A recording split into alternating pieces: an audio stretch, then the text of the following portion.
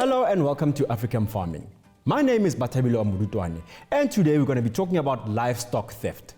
Now in studio we have Sekwatlakwatla from the Sernick group. Patrick, welcome. Thank you.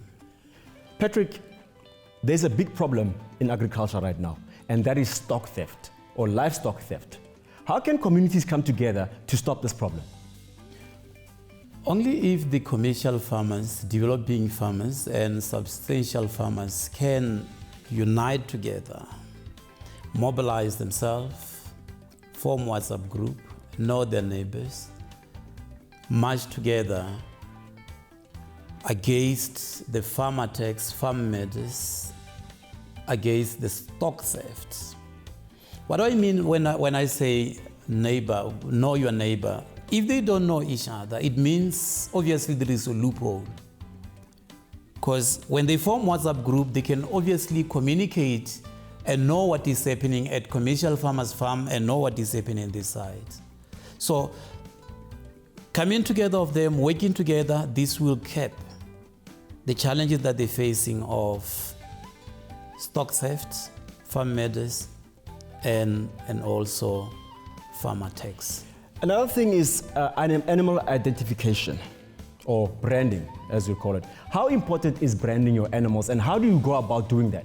Well, in terms of the law, each and every farmer who owns livestock in South Africa, one need to apply for animal identification with Department of Agriculture.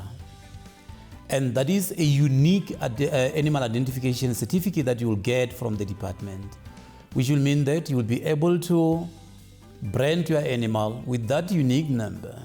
You will be able to ear notch your animal, tattoo your animal, and that will make it easy. Even if your animal gets lost, the police will be able to identify it, or you can also go there with your certificate and show them, this is my animal, and no one will be able to argue with you. Oh, so branding works like this. I don't brand my animal with my name. I get a name allocated to me from the department. You get a certificate allocated with the numbers, alphabet, like A, B, C, which will say you're going to brand your animal with that numbers, and that is a unique number that is allocated to you. No one else will have that. It is like your vehicle registration number. No one can be able to duplicate or replicate it. So your number will remain your number. If your animal gets stolen, you'll be able to go and report it. And if it is found, then they will be able to check on the system who is the owner of this animal. And that will be easy to identify the owner of the animal.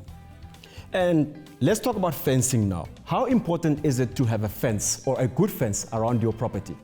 Look, good fence does help because remember, we have got a lot of diseases that affect the animal. Obviously, if your animal just walk through everywhere, they can be able to contract diseases on your neighbor. And the disease that we're talking about, it is contagious, like abortion, like trichomoniasis, fibrosis, and many other illnesses. And then besides that as well, we have got now challenges of the tick-borne diseases.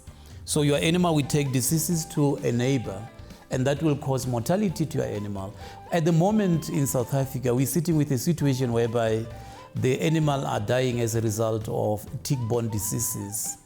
If they don't dip the animal or control ticks with dips or inoculate with the injectables, then the animal can easily be affected by ticks, and they can suffer from tick-borne disease, and eventually they can die. A lot of communal farmers obviously do not have the means to put up a fence. What advice do you have for these people who let their animals roam freely?